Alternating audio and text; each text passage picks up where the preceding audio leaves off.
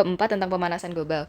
Pertama, di Semarang itu tuh udah ada regulasi pengelolaan sampah pada Peraturan Daerah Nomor 6 Tahun 2012 tentang pengelolaan sampah di pasalnya yang ke-52.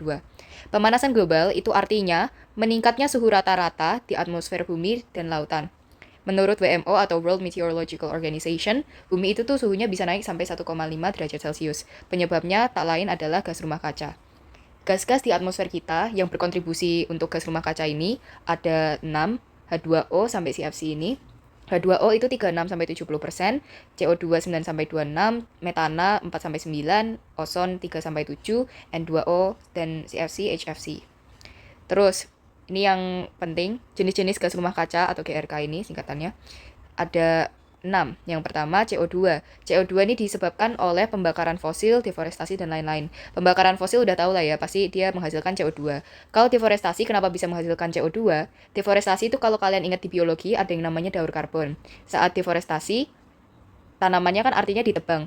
Berarti karbon-karbon yang tersimpan pada tanaman dan tanah itu juga ikut terlepas ke udara, sehingga menambah emisi CO2. Terus di metana, ada pertanian, perubahan lahan, TPA tempat pembuangan akhir, pembakaran biomasa. Pembakaran biomasa ini pembakaran zat organik ya. Di sini itu kenapa bisa menghasilkan metana? Karena semua hal ini tuh bisa menghasilkan kondisi lingkungan yang pas untuk fermentasi dari anaerob, dari bakteri anaerob. Dan hasil dari fermentasi tersebut menghasilkan banyak sekali gas metana. Terus N2O itu yang dari pembakaran fosil, industri, dan lain-lain ini sama kayak inilah. Terus HFC, PVC sama manufaktur freon aerosol.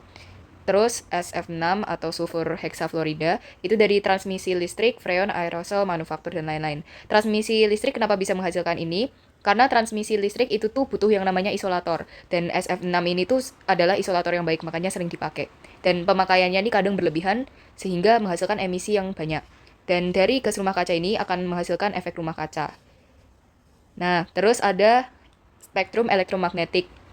Ini bisa dihafalin urutannya itu radio, microwave, infrared, cahaya tampak, UV, sinar X, dan sinar gamma. Di mana lambda atau panjang gelombangnya itu berkebalikan, berbanding terbalik dengan energi. Jadi ketika lambdanya tinggi, energinya itu justru kecil. Misal di sini radio, untuk lambda itu tuh tinggi urutannya dari radio menuju ke sinar gamma, sementara untuk energi yang paling besar tuh sinar gamma dan yang paling kecil adalah radio. Dan dari situ juga bisa dilihat dari rumus yang ini, energi itu tuh berbanding terbalik sama lambda. Jadi semakin banyak lambdanya, energinya pasti akan semakin kecil. Misal di sini ada soal cahaya tampak, itu tuh lambdanya 10 pangkat min 7 meter. Kita masukin ke rumus ini ya. Rumus ini itu tuh keterangannya E sama dengan energi satuannya Joule, H itu konstanta Planck 6,62 kali 10 pangkat min 34 Joule second, terus frekuensi Hertz, ini sama, H itu konstanta juga, C itu tuh kecepatan cahaya 3 kali 10 pangkat 8 meter per second, lambda tuh panjang gelombang satuannya meter. Misal di sini ada soal, cahaya tampak lambdanya 10 pangkat min 7 meter, yang ditanyakan adalah energi. Energi itu rumusnya H dikali F. Berarti konstanta Planck 6,62 pangkat kali 10 pangkat min 34 dikaliin 10 dikaliin sama 3 kali 10 pangkat 8 per lambda. Lambdanya 10 pangkat min 7. Di sini kita kaliin dulu atasnya 3 10 pangkat min 34 kali 3 kali 10 pangkat 8. Ini kita pindah atas jadi 10 pangkat 7.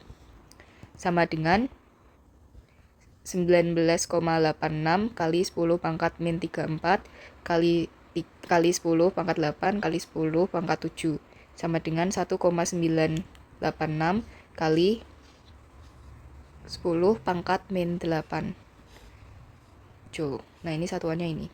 Energi Z sama dengan 66,2 Joule, frekuensi Z-nya ditanyakan. Energi sama dengan konstanta Planck dikali F.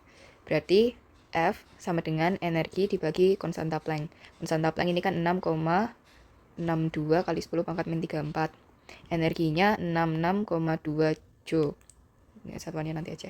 Sama dengan, ini kita bagi itu tuh 10. Berarti 10 per 10 pangkat min 34. Sama dengan 10 pangkat 35 Hertz.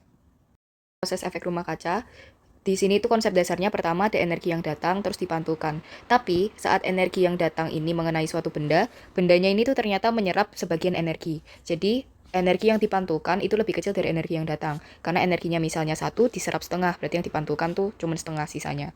Makanya di sini E menyerap delta E, terus yang dipantulkan tuh E dikurang delta E. Kayak gitu intinya. Nah, dari konsep sederhana ini, kita masuk ke cara kerja rumah kaca. Kenapa rumah kaca itu tuh bisa menghangatkan suhu? Karena gini, ketika cahaya UV datang, misal dari sini nih, cahaya UV datang menembus kaca. Menembus kaca, terus dia kena tanaman, kena tanah, dan lain-lain. Sehingga beberapa energinya tuh diserap sama tanaman ini. Ketika diserap, energi yang dipantulkan itu pasti akan lebih kecil. Lebih kecil. Nah, yang dipantulkan ini tuh gelombang inframerah. Gelombang inframerah yang bisa kita lihat di sini, itu tuh energinya lebih kecil dibanding sama UV. Jadi, ketika dia dipantulkannya ini inframerah, dia ini tidak cukup kuat untuk menembus efek rumah kaca ini tadi. Jadi kaca-kacanya ini menghalangi inframerahnya untuk pergi keluar lagi. Makanya di sini dari UV masuk terus jadi inframerah, nggak bisa keluar dipantulin lagi, sehingga suhunya akan terus hangat. Itu konsep dasar dari efek rumah kaca.